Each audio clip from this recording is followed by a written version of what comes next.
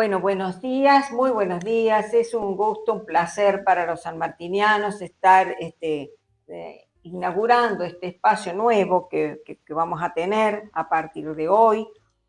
Y estoy acompañada de el invitado que va a estar conversando con nosotros esta jornada. Soy la doctora Marta Moyano, presidente de la Asociación Cultural Sanmartiniana de San Luis, Urbano J. Núñez, y nuestro invitado es el doctor Carlos Eugenio Tom. Bueno, buenos días Marta y a la audiencia, muchísimas gracias por la invitación.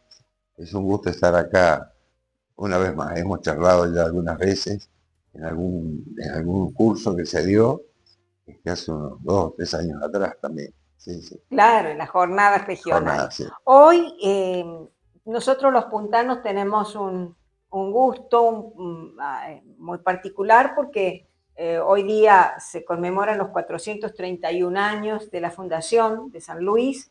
Entonces, un poco este programa con Carlos, aunque él es nacido en Mendoza, pero hace muchos, muchos años que está radicado en San Luis, elegimos salir hoy día para homenajear de esa manera a San Luis, ¿no? Y unirnos a los homenajes por los 431 años de la fundación en este 25 de agosto. Exacto, sí.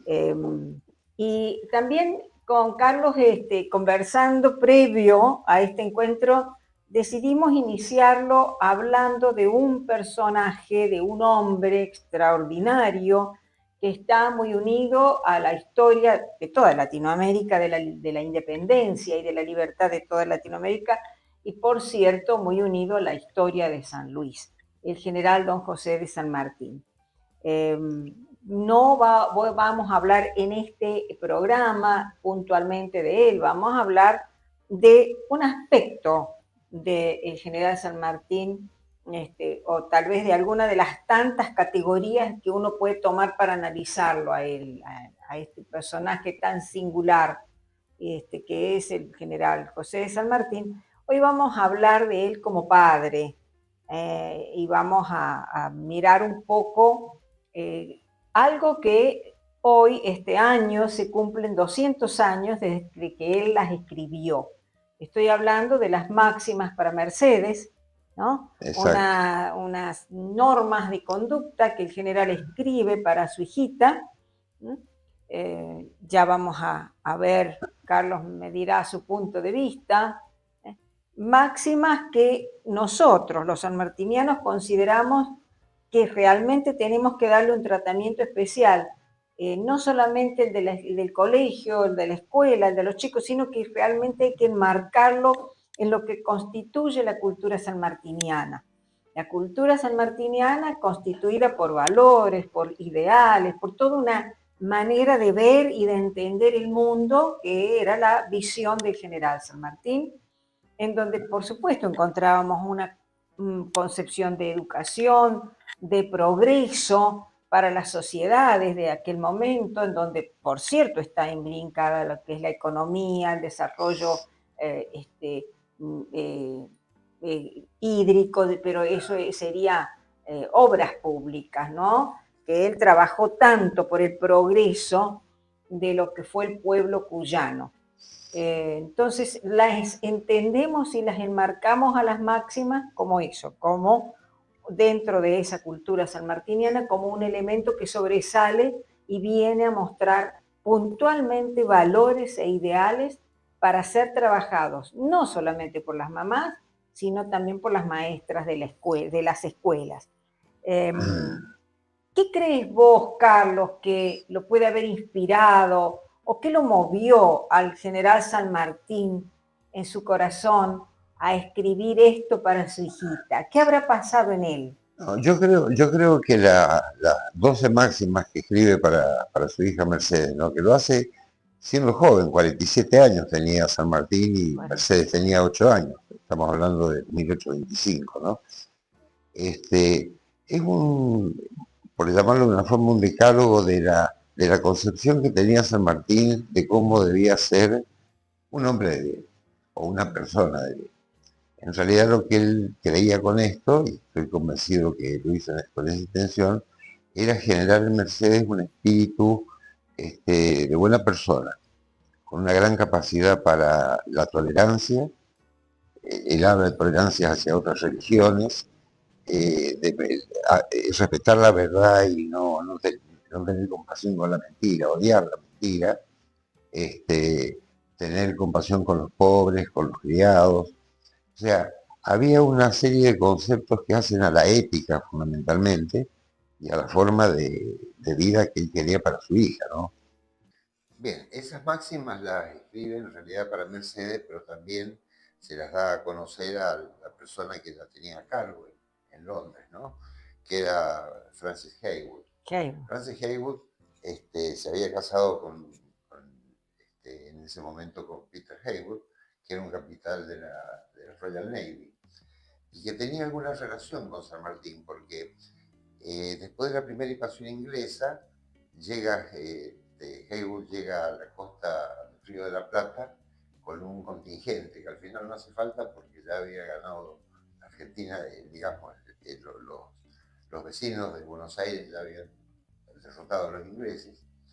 Después tiene 2 viajes más y en el tercer viaje se encuentra con San Martín. Y traban alguna amistad, y esa es la razón por la que cuando Mercedes llega a Londres, casualmente lo deja bajo la tutela de la esposa, ¿no? De Francis Heywood. Y va a ese colegio que el jefe, no me acuerdo bien el nombre, pero el Hampstead College, Hampstead College de Londres.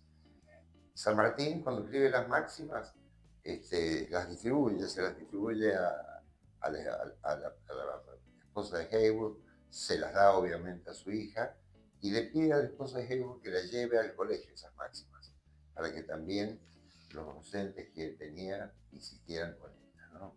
Claro, porque si uno piensa en lo que decía Ricardo Rojas, ¿no es cierto? Decía, bueno, no solamente para las madres son útiles estas máximas, sino también son necesarias que los manejen los maestros, los educadores, ¿no? Y bueno, cuán necesario es que las manejen los educadores, por eso estamos nosotros llevando a cada escuela y en cada plaza las máximas y entregándolas en las manos a todas, ¿no? Ahora, vos decías recién de que ella estudia en Londres, una primera etapa, y la otra etapa la hace en Bélgica. En ¿no? Bruselas, sí, en Bruselas. Ya un poco pasado algunos años la lleva a Bruselas. Ahí ya estaba San Martín con su hermano Justo Rufino, que tenían, él el hermano mayor, digamos, que tenía San Martín. Y con el que tiene más relación, o sea, una relación no más, sí. No es más en cuanto a calidad, sino más tiempo. Sí, más tiempo. No es la que perdura en el tiempo. Bueno, los otros hermanos también. Los dos eran militares, también sí. habían tenido una actuación destacada en la guerra napoleónica. ¿no? Claro, tenían cuestiones más comunes, digamos, pero en realidad es la amistad que se transcurre en el tiempo. Y lo mismo con Mercedes. Y en relación a las máximas, yo diría que no pierden vigencia. O sea, las máximas en la actualidad no pierden vigencia. Son normas de vida que si realmente las pudiéramos aplicar todos, tendríamos otro comportamiento social. Absolutamente. Otro comportamiento social. Nosotros también, ¿no es cierto? Sí, porque por eso digo él le decía a su hijita, humanizar el carácter, pero eso vale para todos y ayer, hoy, mañana. Exacto. Humanizar el carácter, sí. Que es lo que nos hace ser humanos de lo humano. Bueno, y en relación a la segunda máxima, que es un poco lo que vamos a abordar hoy, que tiene que ver con la verdad y la mentira, a mí me invitaste por la verdad desde el punto de vista científico, ¿no es cierto? Pero en general, hablando de la verdad, San Martín era un defensor de la verdad. O sea, él entendía que la verdad era importante para formar sociedades estables, para tener respeto entre los políticos y la gente del pueblo, y que siempre se debe ir con la verdad. Él fue muy respetuoso en eso, salvo cuando por alguna guerra de zapa tenía que mentirle a algunos caciques diciendo por dónde iba a pasar el ejército libertador. Y bueno, después en Perú también hace una muy maravillosa guerra de zapa, ¿no? Guerra de zapa de Perú sí, también, ahora quisiera decir algo en relación a las máximas, de que esto de esta primera frase que tiene él tan potente en la primera Sí, como máxima ensaya el carácter. que por la cual nosotros no vamos a comenzar por ella, y todo este tiempo que dure el programa, que saldrá una vez por mes tratando una máxima cada vez, vamos a ver de que es como un gran eje vertebrador que va a atravesar las 12 máximas. Por eso hoy comenzamos con la Sí, segunda sí, sí. directamente, pero vamos a ver que en la segunda está totalmente implicada, imbrincada la primera. Y yo la desgloso en dos grandes temáticas. Por un lado, la temática de la verdad, que muy bien estás diciendo vos. Por el otro lado, la temática de la mentira. Ujú. Y allí, Carlos, la temática de la mentira. Yo te decía, los sentimientos de él, el corazón de él, de este ser tan particular y maravilloso, ¿no? Que nos subyuga en la juventud y nos sigue cautivando, este general latinoamericano grandioso. Eh, la mentira. ¿Qué pasó con la mentira y San Martín? ¿Por Fue, qué él dice odio a la mentira? ¿Habrá él sufrido sí, sí, la sí. mentira en carne propia? Sí, la sufre. La sufre. Apenas arribado a Buenos Aires, de San Martín es mirado un poco con desconfianza, no por el triunvirato. El triunvirato le daba la bienvenida porque necesitaba gente formada en la posible guerra que iba a haber. Pero sí por la sociedad, porque pensaban que era o un espía español o un espía inglés. Y eso se fue, digamos, replicando en Buenos Aires y él lo sufrió bastante. Después tuvo algún dolor más grande cuando alguno de que Con creía que era Alvear, amigo, que era Alvear. claro. Alvear escribe un libro dándole como si fuera una autobiografía de San Martín, como si lo hubiera escrito San Martín, donde Sí, lo hace, sí, donde lo hace decir cosas horribles respecto a su comportamiento en Chile, en en Perú, Perú. cómo se había quedado con fondos. Libero de Alvear, en realidad. Según cuenta Tomás Iriarte, que lo acompañó a Alvear en un viaje de Liverpool a Nueva York, lo termina escribiendo en los Estados Unidos y el propio Alvear hacía dibujos bastante agresivos respecto de San Martín, ¿no? Lo pintaba como un rey, con Sí. los chilenos y los argentinos, y O'Higgins, Y casi como empapeló casi, la sí, ciudad de Buenos Aires con sí, esos panfletos, ¿no? en realidad, Una cosa terrible. después hace una impresión de eso, junto con Carrera, que había traído una imprenta de los Estados Unidos. Claro. La primera impresión se hace en Montevideo y luego hay una impresión que aparece en Chile, hecha Ujú. en una empresa chilena. Dicen que es un chileno el que lo escribe, él lo desmiente, dice, yo jamás escribí eso me lo dio Alvear. Y bueno, ¿por qué lo hace Alvear? Lo hace porque lo que es la figura de San Martín cada vez crecía más. Y al ir creciendo, él temía que San Martín retornara nuevamente al Río de la Plata y fuera el líder, digamos. Claro, en Es el más, fondo él lo hace por por envidia, envidia, es por ¿no? envidia. Es más, una de las cosas que critica en ese panfleto es que San Martín lo deja morir a Solano en Cádiz. Solano era su jefe, Claro, y lo mata a Turbo en Cádiz. Y bueno, San Martín logra huir, se ubica dentro de un claro, convento, lo ese, salvan, ese episodio terrible y que casi, casi, casi lo casi lo matan. matan a San Martín.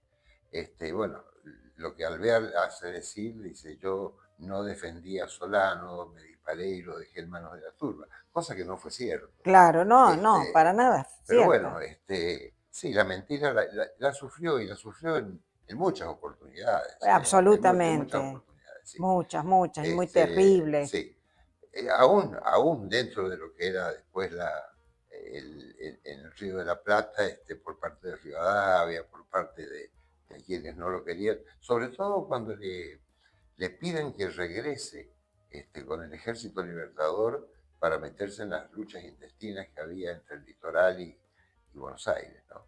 Sí, Es muy maltratado. pero en realidad él sufrió mucho en toda su vida la mentira, hasta con Mercedes, ¿no es cierto? Sí, sí, Perdón, sí, sí. con Remedios, allá parando el ejército de los Andes. Bueno, Mercedes, como todo el tiempo, ¿no? Muy Sí, envidiado y bueno, y cuántos quieren su lugar y este general que cada vez se agranda más y esta figura que adquiere un brillo que va opacando todo, ¿no? Y sin que él se lo proponga, porque tenía una humildad extraordinaria. yo respecto de lo que escribió Alvear, no lo había leído completo. Felipe Piña hace un muy buen resumen en el libro La voz de Gran Jefe. Ah, Toma varias páginas de ujú, este libro y realmente es escandaloso. Lo que uno lee es sí. escandaloso que eso lo haya escrito Alvear, ¿no? Es Pero escandaloso, sí, sí, es pero escandaloso. por eso digo, no te queda otro pensamiento más que decir la mentira cómo daña y hasta qué punto la mentira es envidia, Sí, sí, sí, sí. ¿no? No, Es un sentimiento tan en el negativo fondo era eso. que destruye al otro, quiere matar al otro, ¿no? Y de la forma de matarlo a San Martín era difamándolo, diciendo barbaridades, no solamente que se Sí, quedaba con dinero de los gobiernos, sino que en todo sentido, ¿no? sí, Es una cosa tan horrible. De allí que la segunda máxima adquiere ese valor, ¿no? Por un lado, la mentira, y allí los educadores, los maestros, educar a los chicos en ver esto, terrible, lo horrible de la mentira. Y exacto. entonces el amor a la verdad. Ahí Es así, sí el amor a la es verdad, así. ¿no? Eh, Y respecto a la verdad, yo creo que cuando lo escribe San Martín, lo escribe la verdad del sentido común. El sentido común es el que nos dice cuando algo es cierto o cuando algo no tiene relación y es una Ujú, mentira. claro. El sentido común ayuda a La detectar inverosimilitud. ayuda a detectar la mentira, pero no es efectiva siempre. O sea, el sentido común por ahí nos engaña. Hay muchos tipos de verdades. Las verdades teológicas, que tienen que ver con la Sagrada Escritura, que se encargan los teólogos, ¿no es cierto?, de difundirla, estudiarla y profundizarla.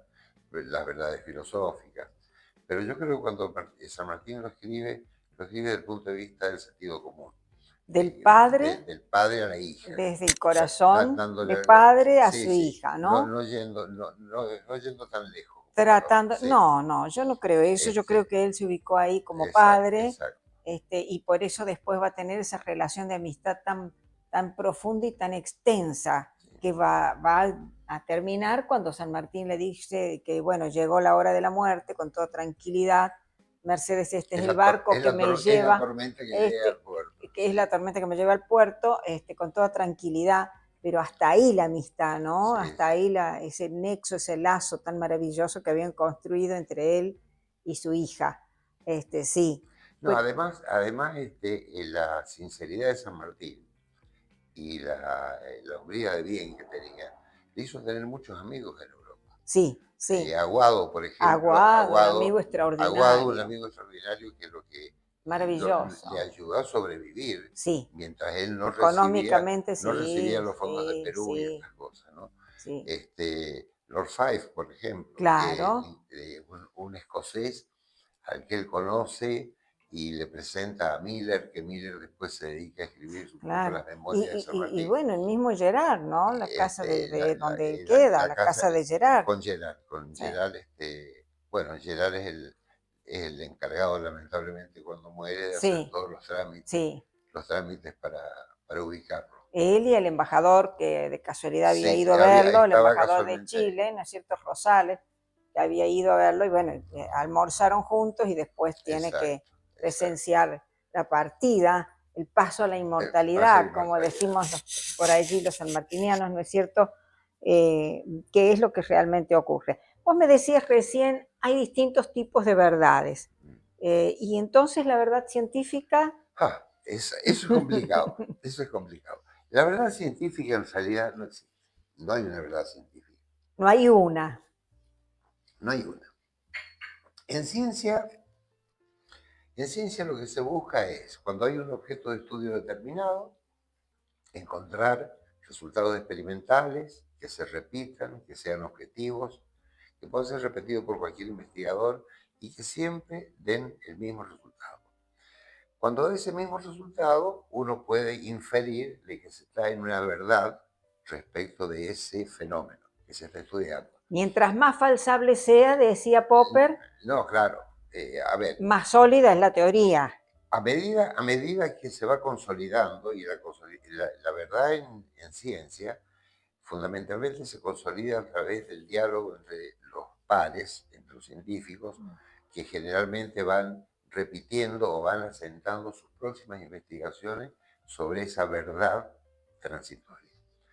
Cuando la verdad comienza a ser bastante sólida, empiezan a aparecer generalmente modelos, que los modelos tratan de mostrar de qué forma funciona algo y cuáles son los resultados de ese modelo.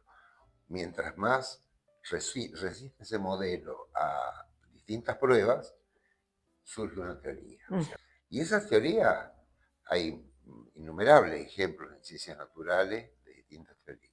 Por ejemplo, en química, concretamente. Bueno, en química, si vamos concretamente a la teoría atómica. La teoría atómica, a ver, la teoría atómica arranca con Demócrito. Demócrito es el primero que habla de átomos, es un atomista, y habla de que es una estructura que no se puede destrozar, no se puede romper, que es inmutable.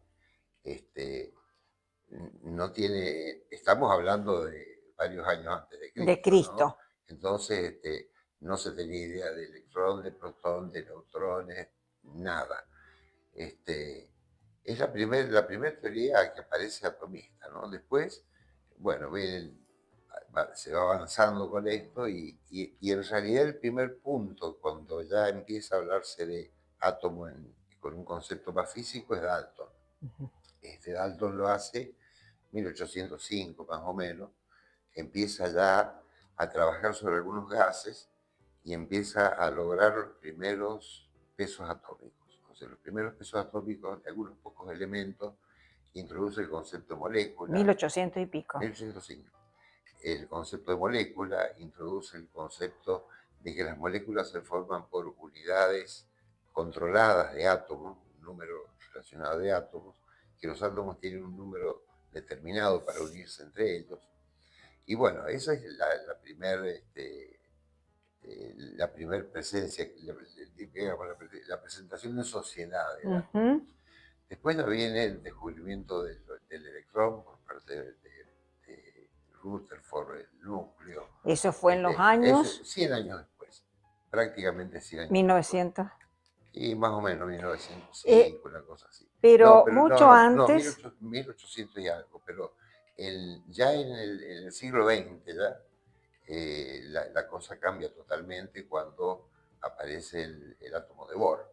O sea, Niels Bohr, ya basándose en los modelos de Rutherford, propone, ya se conocían los estudios de Planck, hecho por Max Planck. Entonces, Niels Bohr lo que propone son órbitas, los electrones girando en órbitas predefinidas, que le correspondía un número cuántico energético determinado. Y esto está asociado a los espectros de emisión que se veían en ese momento. Ya se podía ver cuando se citaba un átomo cómo devolvía la energía a ese electrón en forma de luz, y que se podía registrar en la placa. Y van pasando los años y bueno, y se va apareciendo todo un sistema donde empieza el principio de incertidumbre de Heisenberg, donde cuando se ve que hay una naturaleza ondulatoria del electrón, de partícula y de onda, Heisenberg define que no se puede determinar simultáneamente la posición y la velocidad. Entonces ya se empieza a hablar no de órbita, sino de una región del espacio. Claro. Esto se complementa con las ecuaciones de onda de Schrödinger, que ya permiten, bueno, definir las nubes electrónicas. Después vienen los principios orbitales. Y finalmente, bueno, aparece el concepto de hibridación de Linus Pauling, ¿no? Ahora, volviendo un poquito para atrás. Estamos hablando, estamos hablando de 200 años. 200 años, pero yo te voy a llevar más atrás todavía, porque vos comenzaste hablando de la verdad científica. No hay una verdad científica, no es de una vez y para siempre. Exacto. Entonces, si uno tiene en cuenta lo que decía Kuhn, ¿no es cierto? Y mirando la historia de cada ciencia, uno puede ir viendo en esa historia cómo han ido evolucionando los diferentes paradigmas científicos. ¿Qué me dirías vos? Yendo, por ejemplo, cuando aparece la Edad Moderna, que es Sí, ese gran momento en las ciencias naturales, a partir de la cual se van a producir transformaciones en absolutamente todas las ciencias, aún en la literatura, aún en la música, van a realmente producir una revolución enorme. Pero de la ciencia moderna, de este paradigma de ciencia moderna que aparece aproximadamente en el siglo XVII, ¿no? Luego de haber pasado toda la Edad Media, ¿qué sí. me dirías vos allí? Bueno, ¿La ahí química tenía ese desarrollo o era más la no, era física? más alquimia, era más alquimia. Al principio era más alquimia, había venido, mucho de esto había venido de Oriente, Claro, de los de árabes. los árabes. Si uno escucha algunos términos de la química orgánica, Ajá. aldehído, alcohol, alambique, viene del ¿no es De cierto? los árabes. De los árabes.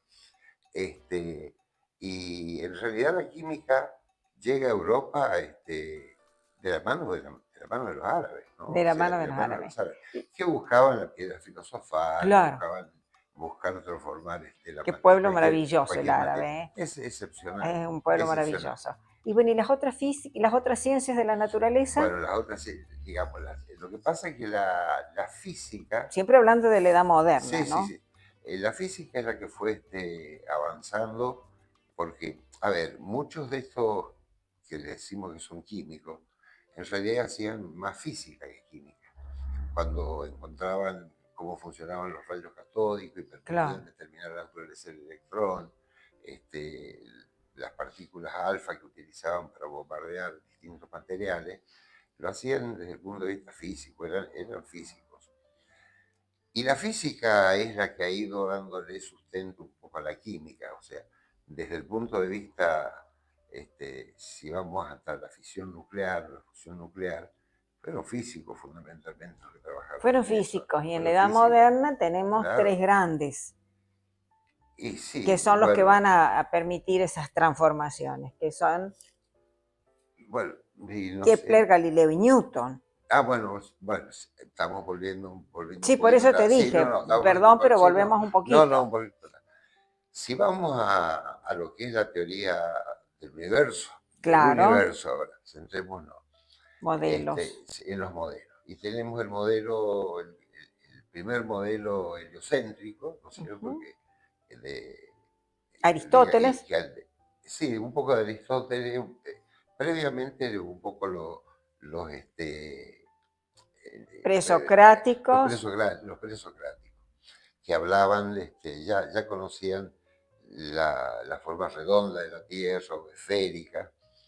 Los pitagóricos decían que no sabían si era redonda o si era plana, pero lo veían a través de los eclipses. Después, bueno, los aristotélicos ya hablaban de un centro del universo, que era la Tierra y que lo demás estaba todo fijo y que algunos planetas se movían alrededor. Alrededor y el Sol, entre Claro, ellos, ¿no es cierto? claro. Después ya Se viene cerraba y se clausuraba con un círculo de con un círculo. estrellas fijas, Ujú. ¿no? Una concepción muy inmóvil, diríamos, muy Muy estática estática. de lo que era el universo.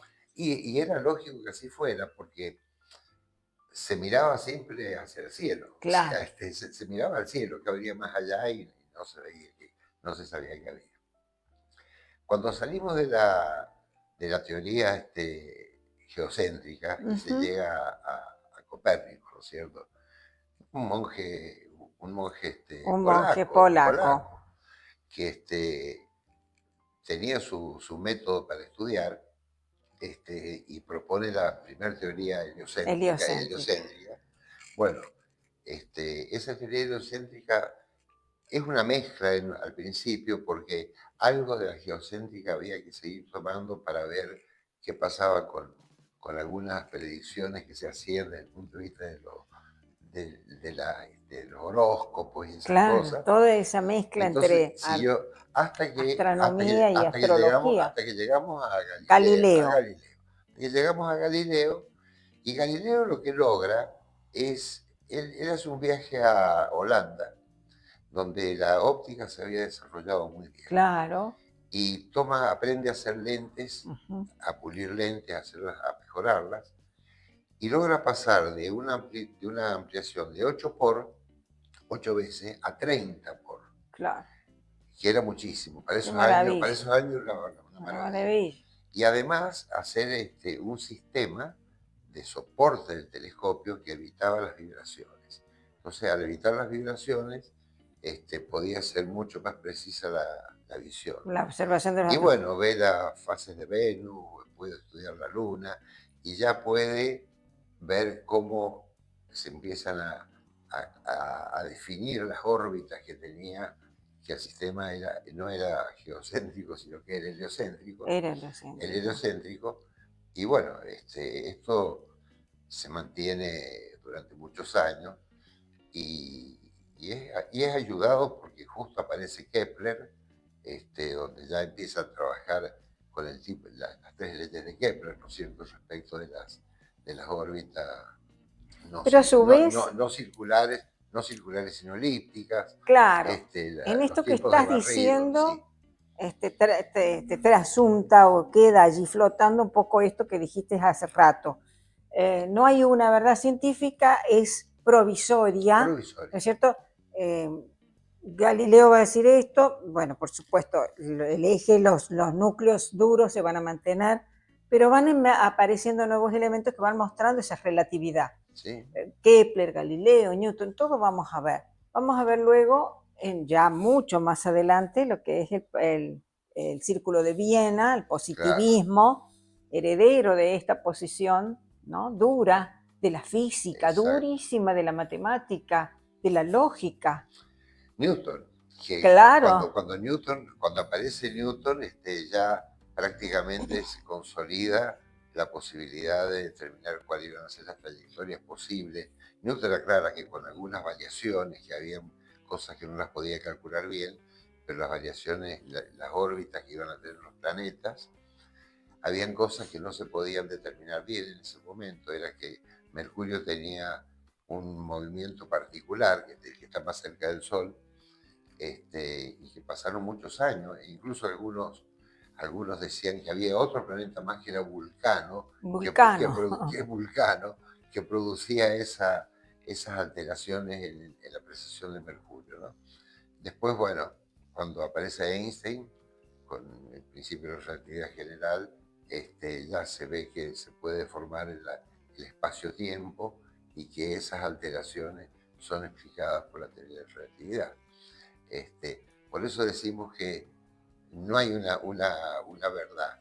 Por ejemplo, con lo que se puede comentar, y está en los diarios, y está en las revistas de esta época, la televisión, el microscopio espacial, el James Webb, ¿no?, que está ubicado en un punto, está a 1.500.000 kilómetros de la Tierra, en un punto que se llama L2 de Lagrange, donde prácticamente viaja junto con la Tierra rodeando al Sol, pero siempre en la misma posición. Y esos puntos de Lagrange son puntos donde un objeto pequeño se puede mantener estable, perfectamente estable, y de esa forma lo que se está haciendo es tapar la luz solar, la Tierra le tapa la luz solar y tiene acceso al espacio exterior para sacar fotografías maravillosas. No, no, hay cosas Galaxias, científicas que son galaxias, extraordinarias. galaxias que son las primeras que se Sí, formaron, están qué apareciendo. maravilla, qué Claro. maravilla. ¿A dónde iba con eso? Perdón, hay que pensar que Hubble, en 1929, hay un telescopio espacial Hubble, Sí, este lo reemplaza al Hubble muy lejos. Hubble en 1929 ya habla de la expansión del universo, o sí, sea, sí. siguiendo Nos quedábamos las estrellas extasiados rojas. Y en escuchando las conferencias 1929, en la gloriosa aula magna de Chacabuco. claro, se acabó. ¿A dónde iba con eso de marcarte de la modernidad, después llegar al positivismo, al neopositivismo y la dureza de la matemática, de la lógica y llegar a decir de que la naturaleza está escrito en lenguaje geométrico, entonces hay que leerlo así? Bueno, esa dureza y además yo diría, además de lo provisorio de las verdades científicas, hay que también marcar cómo, aunque sean provisorias, cómo esas verdades momentáneas, como vos quieras definirlas, influyen y van a impactar fuertemente en todas las ciencias. Lo decía hace rato yo, aún en la literatura, decía, en las ciencias sociales o humanas, ¿no? ¿Cómo impactó eso, por ejemplo, en la psicología, en donde en un momento determinado, causando mucho problema, en un momento determinado se medía el cociente intelectual de una persona y de acuerdo a eso, bueno, estaba en un determinado lugar o en otro, es decir, de acuerdo a esa curva normal que se trazaba, si vos estabas en el rango de entre los 90 y los 120, eras un sujeto que tenía, fíjate, sujeto, la palabra ni siquiera persona, que tenías una inteligencia normal. Por debajo de los 90 ya se consideraba que tenías otra categoría mental y tenías que asistir a la escuela especial. Por encima de los 120 también tenías que ir a una escuela especial, pero eras otra categoría, superdotado. Fue siempre un problema la educación de los super, como también lo fue de los que tenían menos de 90. Claro. Pero mira la dureza y cuánto daño hizo eso, ¿no? Porque a un chico se le medía el cociente intelectual, se lo rotulaba y bueno, y ahí ya quedaba, pobrecito, estigmatizado para siempre, ¿no?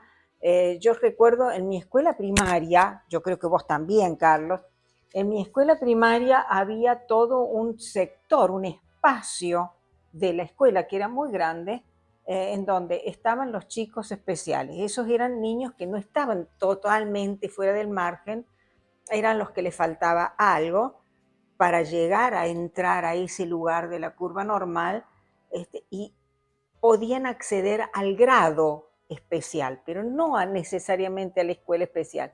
Estos iban al grado especial. Pero fíjate la crueldad un poco de la didáctica de ese momento. Yo estoy hablando de las ciencias sociales y de las ciencias humanas, ¿no?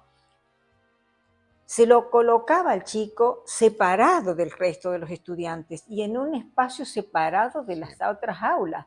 Entonces, ¿cuánta crueldad causó esa mirada tan dura de la física, de la matemática, de decir toda ciencia o todo conocimiento disciplinar que no cumpla estas condiciones no es ciencia? Entonces todas las disciplinas trataron a partir de allí de alcanzar esos parámetros de la física. Y ahí es donde viene el daño a las personas y que todas las ciencias tratando de llegar y alcanzar a eso. Fíjate, nosotros, y vos lo sabés porque lo hemos trabajado juntos en la universidad, muchas veces y tantos años enseñamos a nuestros estudiantes del profesorado en química cómo planificar y cómo planificar con la teoría tecnocrática. En teoría que nos decía que teníamos que sí o sí formular objetivos operacionales para lo cognitivo, objetivos también operacionales para lo afectivo. ¿Cómo se medía lo afectivo, lo psicomotriz? ¿Cómo medir el amor? ¿1 metro de amor? ¿Un 50 centímetros de amistad? Es decir, mira la crueldad que se llegó, ¿no? Cómo la locura de aquel rigor que impuso la física, porque lo impuso. En mi formación, me acuerdo, mi primera formación es en psicología, y yo tenía materias que se llamaban psicofísica. Claro. Psicofísica, ¿no? Cómo medir desde lo físico, por ejemplo, como decía yo recién, los sentimientos. Bueno, esa cuestión que sin embargo es relativa, y ahí también la vemos en la relatividad, esto que vos decías. Son verdades provisorias. ¿Cómo cambió la didáctica? Claro. Ahora ya no es esa concepción tecnocrática. Sí, hablas de la relatividad y lo que estás comentando me trae a la memoria la situación de Einstein. Einstein le costó un tiempo largo hablar, o sea, no era de lo que hablaba mucho. Entonces, y lo que terminó siendo. Y lo que yo quería, un solo detalle, yo decía recién cómo marcó la psicología que comenzó con esa cuestión tan rígida de decir, bueno, de acuerdo al cociente intelectual, cómo fueron progresando también las ciencias sociales y esas verdades provisorias se fueron perdiendo en el camino. Y cómo aparece después, por supuesto, en la escuela de Harvard, donde hay todo un grupo, había y hay un grupo enorme de investigadores trabajando alrededor de la enseñanza para la comprensión. Aparece Howard Gardner, que dice, la inteligencia no se puede medir de esa manera, son aptitudes o son habilidades. Hoy hablamos de habilidades cognitivas y hay muchas habilidades cognitivas y entonces cada uno de nosotros tenemos todas. Claro. Tenemos algunas más desarrolladas que otras. Y yo escuchaba ayer de mañana en la radio, yo soy un sujeto medio radiómano, que había una niña, creo que en un pueblo de Santa Fe o Córdoba, que con sus 8 años va a la universidad, porque se destaca, porque es brillante en comunicación. Claro. Entonces, ¿cómo allí aparece la habilidad comunicativa, no? Están siempre todas, todas. La lógico-matemática, la literaria, todas las habilidades intelectuales eran, en un momento eran 7, después fueron 9, después ahora son muchas más. Todas esas habilidades interpersonales, intrapersonales, están siempre presentes y qué importante para la didáctica tener en cuenta eso, porque allí la didáctica hace un corte y dice, todos son diferentes. A cada niño hay que enseñarle de una manera distinta. En definitiva, es evolución. Es evolución. En definitiva, es evolución. O sea, si volvemos a Darwin y vamos pensando en la evolución de las especies y cómo se va mejorando con el tiempo, yo creo que también la mentalidad del hombre, las sociedades van cambiando. A veces no cambian para bien, a veces los cambios son lamentablemente las guerras que hemos tenido en la humanidad y que seguimos teniendo, hablan de que más que un Homo sapiens seguimos siendo un Homo nada más, sin darnos demasiado ese término que nos hemos dado, de sapiens. Es muy complejo porque... Y las bombas atómicas. Sí, o la guerra actualmente en Ucrania, o los atentados terroristas, las guerras religiosas fundamentalmente que hay entre Oriente y Occidente, porque terminan siendo guerras, ¿no? Pero tenemos un aditamento, que son las bombas nucleares. Fueron como las cruzadas en su momento y hoy han variado a esto, a lo que es hoy. Bombas nucleares, claro, Carlos. Al riesgo nuclear. Entonces, yo creo que la humanidad ha avanzado. El único problema que tenemos es que todavía no sabemos cuidar el planeta que tenemos. Es lo que te iba a decir. No sabemos cuidar el planeta que tenemos. Ese pequeño punto azul que decía Carl Sagan cuando hizo desviar... Qué maravilloso que era. Cuando hizo girar el Voyager, creo que sí. era, para sacar una foto de la Tierra.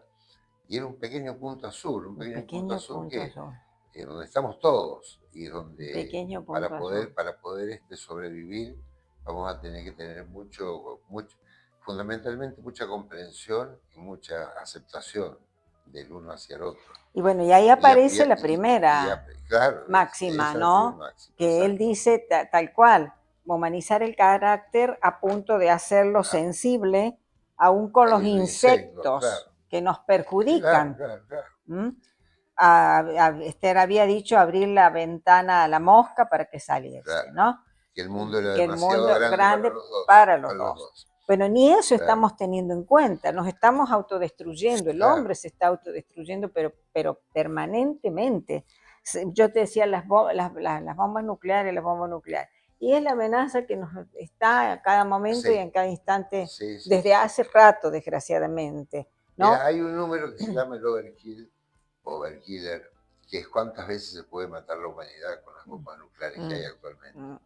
Y se puede matar no sé cuántas veces la humanidad que hay. Entonces, bueno, son los políticos que con la verdad a la que hacía referencia San Martín, van a tener que ir encontrando el camino de la convivencia, el camino de la convivencia. Y sobre todo del entendimiento de la filosofía de unos con otros, de las ideas de unos y otros.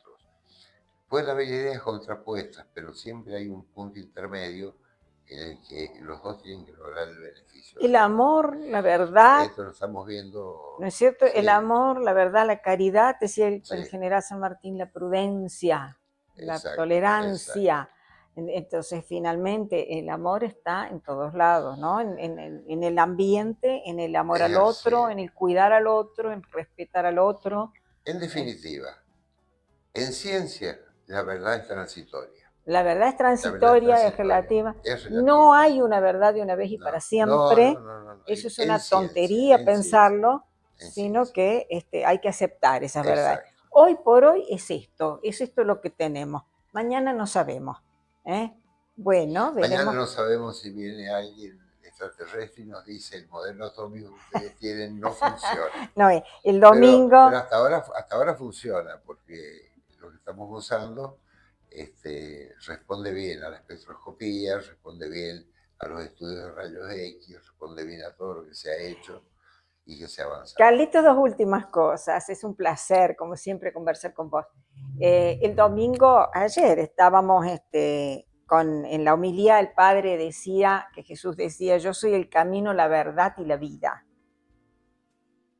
Me quedé pensando cuando lo escuchaba, bueno, por supuesto la homilía toda es para reflexionar, son muy bellas, este, mm, pero me quedé pensando, yo digo, entonces, ¿es que hay una verdad de los hombres y hay una verdad de Dios? ¿Qué dirías vos? A ver, volvamos a Galileo. Ujú. Volvamos a Galileo.